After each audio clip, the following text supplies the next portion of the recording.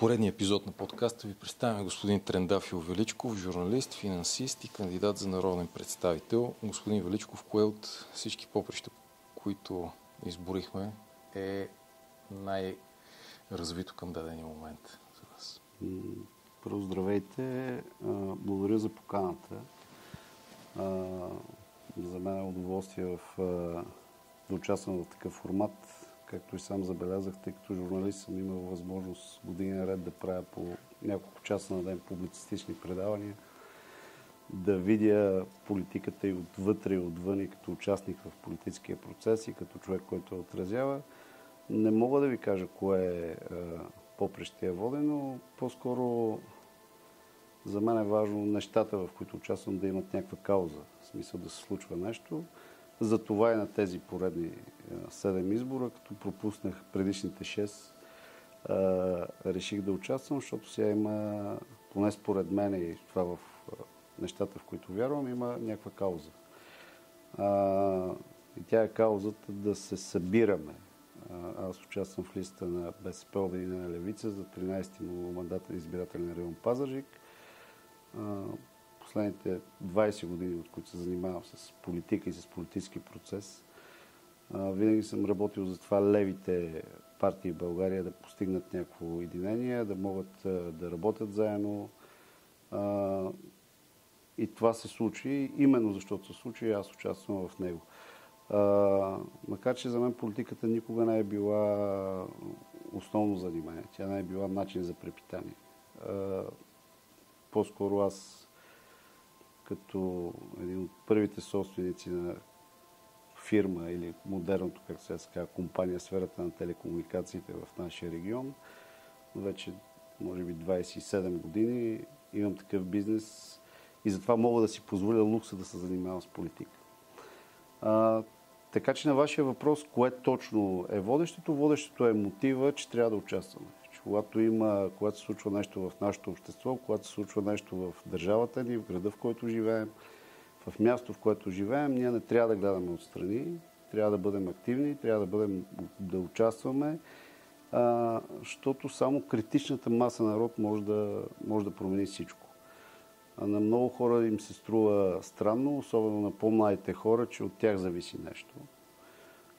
Но това далеч не е така. В смисъл, от всеки един човек зависи, от всеки един глас зависи, от всяка една активност зависи, ако щете, от всяка една кампания, която се появи в социалните мрежи, зависят отношенията в нашето общество и това, което се случва. Не е свирен матч. В смисъл, и този матч с тези избори не е свирен матч. И това, че не е свирен матч, го съди по себе си, защото аз никога не участвам в такива матчове. Сега виждам, че има реален шанс нещо да се случи. Моята първа цел и идея е да се случи обединението в ляво, за да имаме силна левица, защото за да върви една държава напред, трябва да има силна левица и силна десница.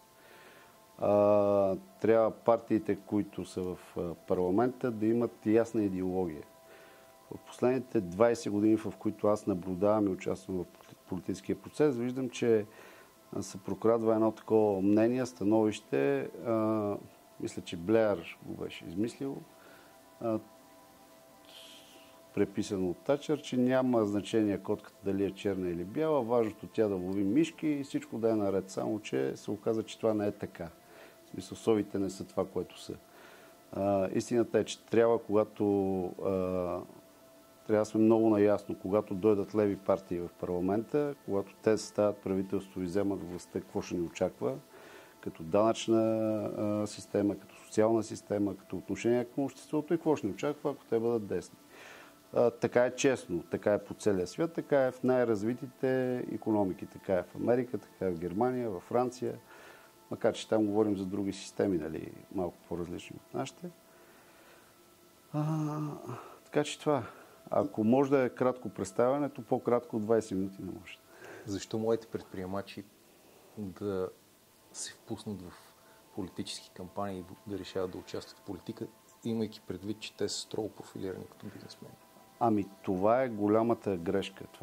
Има две грешки големи на прехода, които засягат младите хора. Аз може много дълго да направим, ако искате с вас, един разговор за младите хора въобще и политиката. Аз съм един от основателите на Национален младежки форум и 15 години от живота ми минаха в това да карам младите хора да се занимават с политически процес и да разберат, че колкото и те да не се интересуват от политика, тя се интересува от тях и тя определя техния живот и този на децата им. Младите предприемачи трябва да бъдат много активни.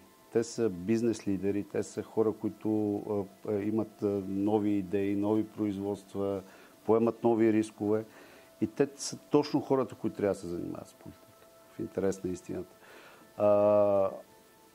Едната заблуда беше на целия преход, че бизнесът си е бизнес, политиката си е политика, всеки я си дърпа на където трябва. Обаче се оказа, че някои хора, виждаме в последните 20 години, направиха политиката голям бизнес. Ние затова и страдаме, ние затова сме последни в Европа. Ако на политически отговорни места, както се примерно представителство в общинските съвети, ако общински съветници, ако народни представители, са все повече млади хора от бизнеса, хора, които разбират за какво иде реч, тогава нещата ще са малко по-различни. Това, което наблюдаваме в момента е, за съжаление, една пълна апатия и тя не е заради младите хора.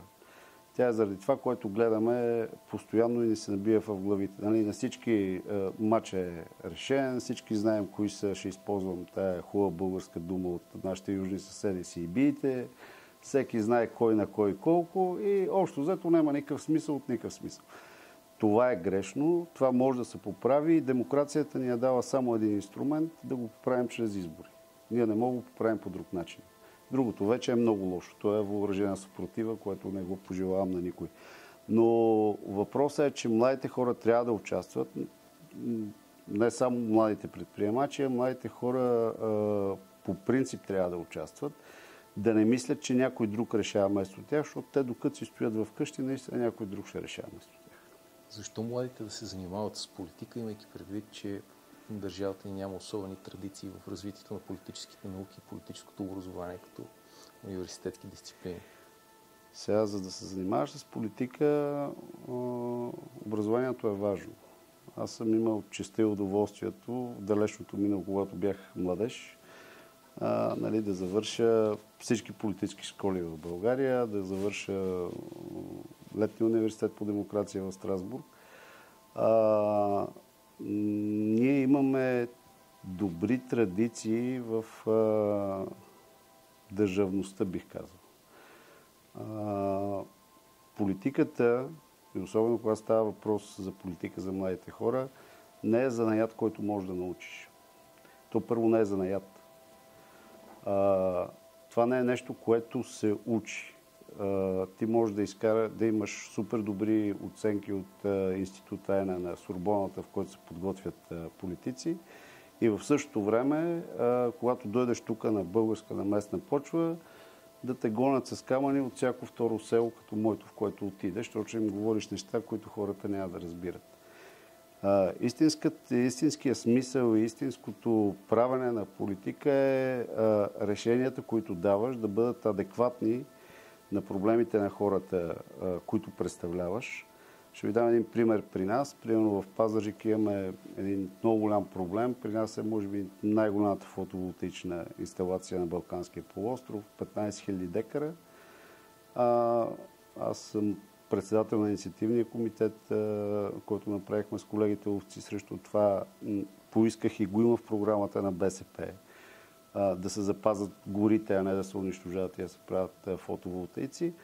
Мога да говоря спокойно с всички хора, които са там, с стотиците хора, с които протестирам. И университетското ми образование не е гарант, че ще им реша проблема. Има други качества, на които е по-добре един млад човек да заложи в политиката и те са фундаментални. В смисъл, когато не приемаш политиката като занаят, не си отишъл там да се наядеш. Когато думата наистина ти тежи на мястото и когато си готов да споделиш, да изслушаш и да решиш проблема на, да се казва, на всеки твой съгражданин, това е истинската политика. Иначе другото всичко, което го пише в политическите романи, е романтично, но в живия живот не е така. Нещата са малко по-различни. Наистина, за съжаление, ние живеем в държавата, която е на последните места във всички класации. На никой от нас не му се иска да е така. Имаме страхотни проблеми в съдебната система. Видяхме една банда бездарници, които промениха даже и Конституцията по начин, по който не разбират. Давам го като лошия пример за това, когато хора, които не знаят какво правят, попаднат в политиката.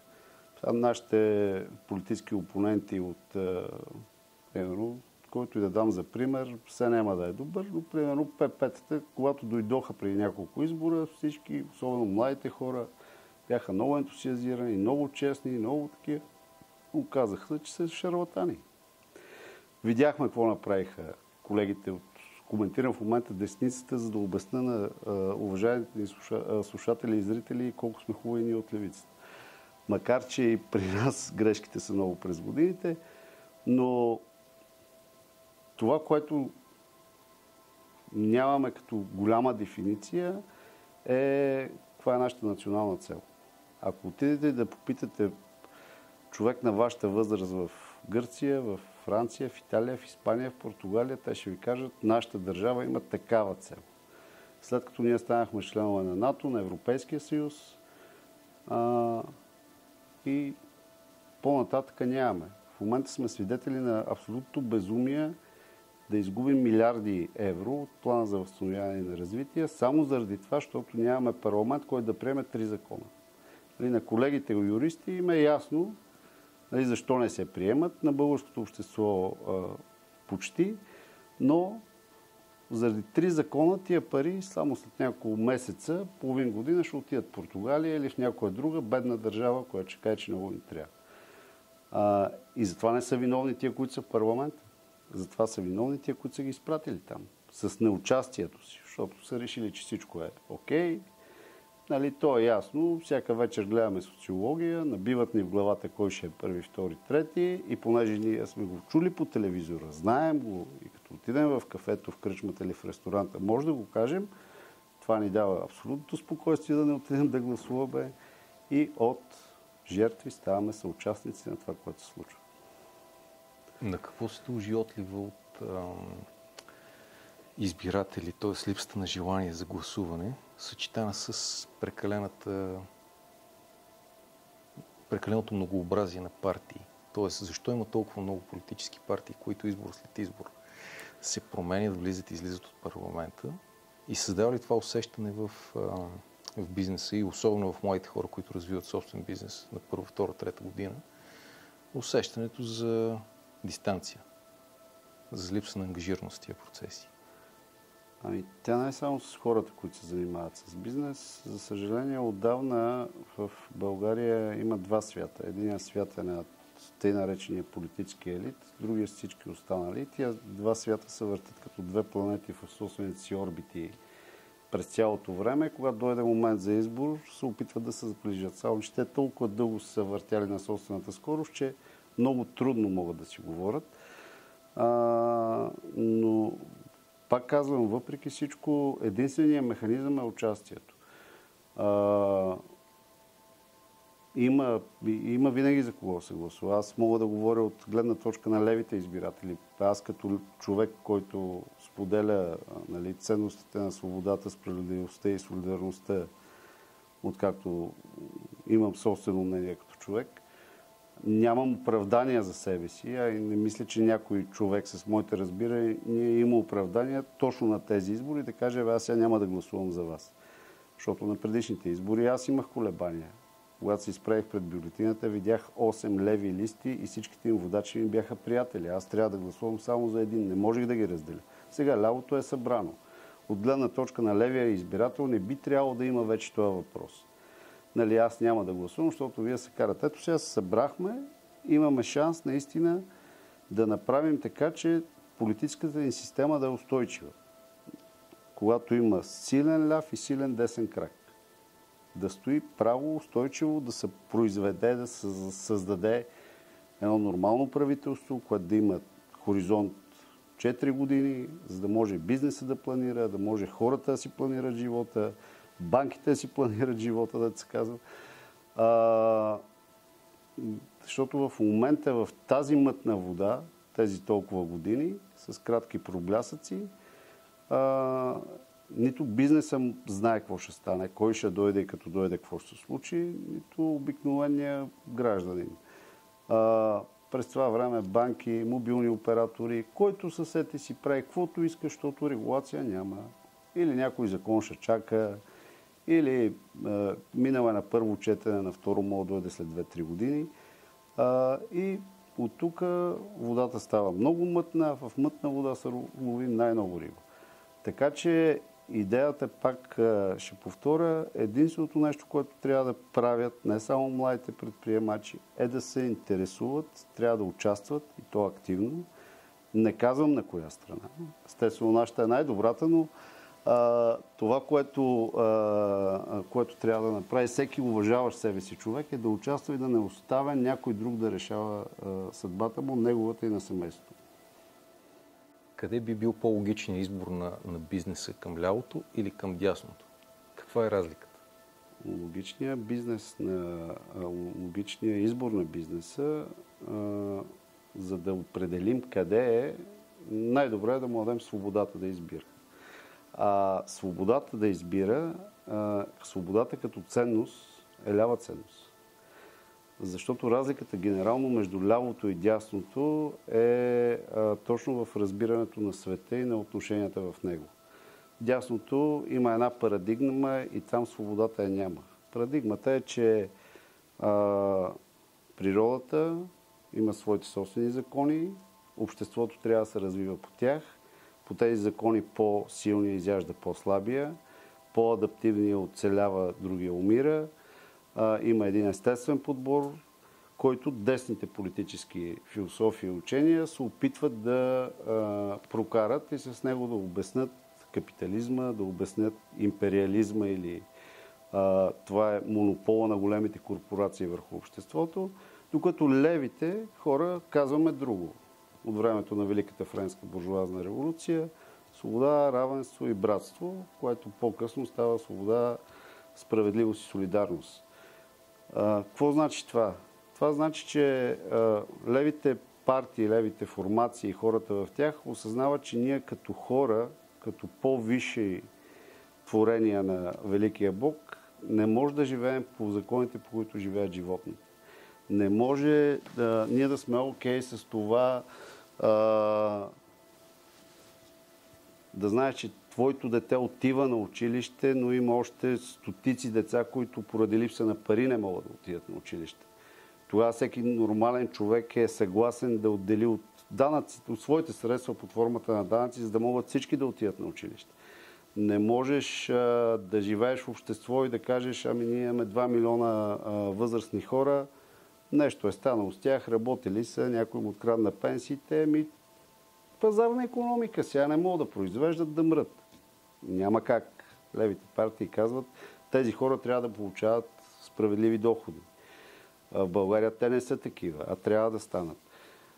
Няма как да кажеш на един малък или среден бизнесмен, виж, приятелю, понеже ти си изчел 2 вагона книги за самоусъвършенстване, нали, написани от някой, който стои на верандата си в Майами и пише на един в медиен рудник, който в тристайния си апартамент тегли от 2000 лева кредит да си отвори магазин за цигари и дония му пише излез от зоната си на комфорт. Няма как в такъв случай да кажеш, ами тя държавата не трябва да помага на младите предприемачи или на младите хора генерално. Ако се върнем малко по-назад в бизнес историята и си припомним как са създадени Sony, Айва, големите компании, които сега са големи конгломерати, ще видим, че те не са създадени през държавна помощ. Ако се върнем и видим как се възстановява Европа след войната с плана Маршал, ще видим, че това е чиста държавна помощ. Някой казват държавна, в теорията тя е обществена подкрепа. Идеята на лявото е генерално, in general, че ние живеем в общество, ние живеем заедно и няма как всичко да се обяснява с един пазар. Защото такова нещо като невидима ръка на пазара не съществува. Тази ръка винаги има една ръкавица и тя е на някоя голяма компания. Сега, ако те питам тебе или нашите приятели каква бира пиете, съм сигурен, че всеки от вас ще ми каже различна марка. Само, че ако си направите едно хубаво проучване, ще видите, че всички тези марки са собственост на един и същи концерн. Това не е пазар. Нали? Това е нещо друго. Така че естественият избор на всеки, особено по-малък предприемач, аз съм човек, който цял живот има малък бизнес. Моят бизнес е малък. Нали? Аз съм давал до 10 заплати. Това изисква по-ляво мислене, по-социално мислене. Защото бъдещето е на това. Даваме си сметка кой представлява. Всъщност, ако говорим за партии,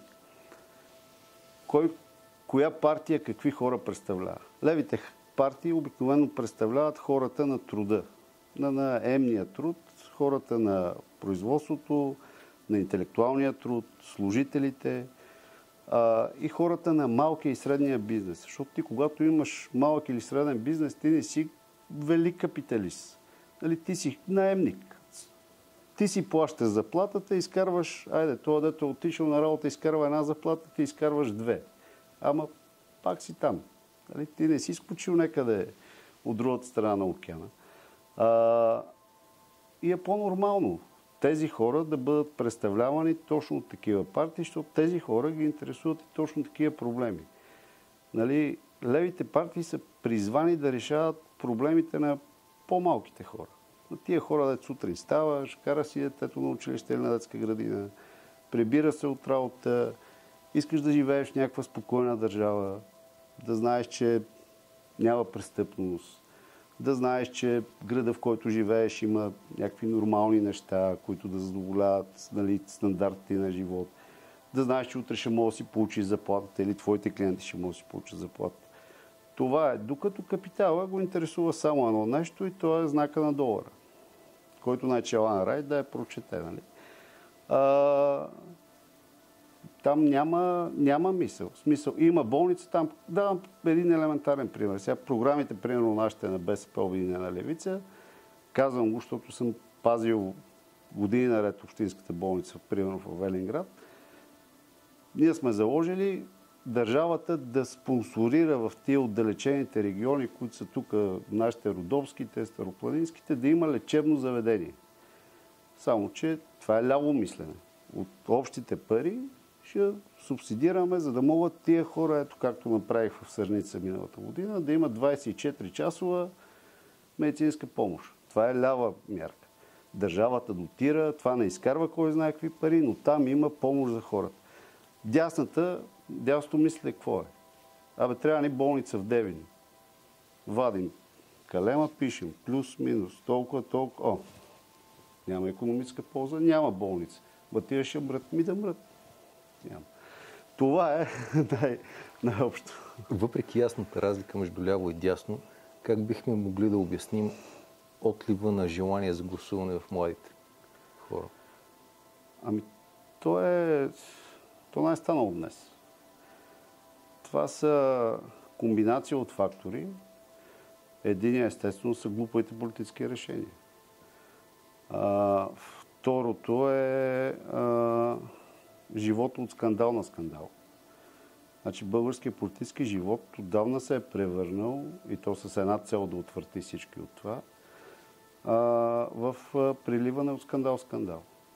Не се говори за проблеми, говори се през 3 часа някой ще го стрелят, през 2 часа някой нещо откраднал и никога не се говори за истинските проблеми на хората, за да могат те да бъдат включени в този процес. Това е едното. Второто е налаганото мнение за решен матч. Ние сме единствената държава, аз смея да твърда, че познавам много предизборни политически кампании по целия свят, единствената държава, в която 30 дена по време на избори, от сутрин до вечер, ни пълнат главата с резултата. До пълно запаметяване на последната цифра. Социологическото мачкане, а то е мачкане с пари, е най-голямото, което се осъществява върху всички партии. Тук вече не става въпрос за това, кой по-добри кандидати ще извади или кой по-добри програми и идеи има, а за това кой ще си плати повече на социолозите. Защото аз съм сигурен, че сега да ви питам, сега ще знаете първите три, но ако след една седмица водим този разговор, вече ще сте научили наизуст резултата от изборите и когато в неделя вечерта излезне, ще кажа, да бе, той такова беше. Това младите хора го разбират, защото за радост последните 20 години в България израснаха много интелигентни млади хора, които завършиха по чужбина, знаят по няколко езика, не се лъжат лесно. Грамотни са, четат, интересуват се, виждат да го и казват, добре, що да го играем този свирен матч, аджеба, нали? Това е под нивото ни. Нали? Някой не мисли за глупави. Това е основната причина, но въпреки това, много от тях вече разбират, че трябва да стиснат зъби и че само критичната маса народ може да промени това. Критичната маса гласоподаватели. Какво имам предвид? При сегашното положение, в което гласуват до 30% от нашите съграждани, тази схема върви. Купуват се толкова хиляди гласа, корпоративно се ангажират толкова хиляди гласа, отказваме 3 милиона да гласуват и ние с тия милион и нещо мога правим каквото искаме. Само, че ако към този 1 милион добавим още 1 милион и половина на такива хора, които имат позиции, мислят, а те ги има в държавата, но просто не отиват да гласуват, ако тези хора си кажат, ние този път пък ще ви покажем на вас, тази цялата схема заминава. Защото в политиката има едно основно правило. Никога не мога да купиш всички. Няма човек, партия, който и да е той, дали ще е Байден или Путин, даже или Тръмп, който да може да купи всички избиратели. И когато хората го разберат, ще видят, че нещата стават много лесни. Ако ви прави впечатление, големите промени в България са ставали на площади с не повече от 100 000 човека. Де-факто 100 000 човека са, знам да сигурно Тракия са повече. Но стават с не много хора. Просто трябва наистина, а то не изисква кой знае какво усилия неделя да отидеш да гласуваш. Не е толкова тежко. При положение, че даже имаш право да не избереш никой. Така че това е участието. Участието е нещо, което трябва много, много хора да разберат, че е много важно. Защо по-младите избиратели и предприемачи да се ангажират с политическия процес и да проявяват търпение, въпреки всеобщото чувство на апатия и незаинтересованост? Значи, като става дума за политически процес, той автоматично изключва думата търпение. Всеки скок напред в обществения живот, а политиката и бизнеса за част от обществения живот е революция. Никакво търпение. Истината е, че особено младите хора, които знаеш, много малко хора си дават сметка всъщност колко много имат да губи един млад предприемач. Казвам предприемач и човек от средната класа, която и БСП, Обединена левица представлява, човек, който с много труд, с заеми, с много часове работа се опитва да издрапа, той няма никакво право да е безучастен. Ама абсолютно никакво право, защото той, докато стои безучастен, услушва се, снишава се, отивате ни такива картуни в парламента, сядат, почват да приемат едни закони, незнайно как и откъде, много добре знайно как и откъде, в повечето случаи адски лобистки, понеже ние сме отворена страна с отворена икономика, станахме и отворена административна държава, всеки може да си поръчва при нас закон, дали ще е грешен превод на Google на европейски директиви, дали ще е, защото така били казали в Сената, без значение, но под един велики благ претекст нашите скъпи избранници последните години с лека ръка затриват много бизнеси. И за това един, особено млад човек, не трябва да бъде безучастен. В смисъл, това прави го съучастник веднага. Аз съм виждал, понеже познавам политическия процес и отвътре и отвън. Като журналист съм го отразявал, като политик съм участвал в него. И съм виждал, че има хора, които са стигнали до високи политически нива, за които бизнеси, даже цели хора и населени места са просто думички в един лист, който те могат да задраскат. Тия ли? Те са там само 2000. Нещо е такова. И това ще продължава, докато всички не участват. Така че, напротив, трябва да са супер активни, трябва да имат позиция. Аз не казвам каква да бъде тя. Не казвам дали да е лява или дясна. За мен е по-нормално тя да бъде лява, защото ние сме държавата с изкривено мислене за това, кое е ляво и дясно. Но трябва да имат позиции да участват.